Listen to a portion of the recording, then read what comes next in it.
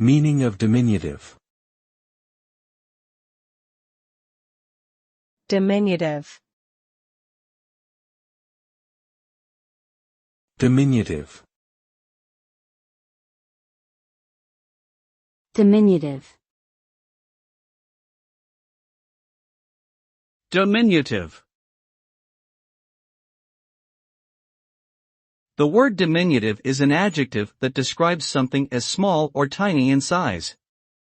It can also refer to something that is abbreviated or expressed in a shortened form.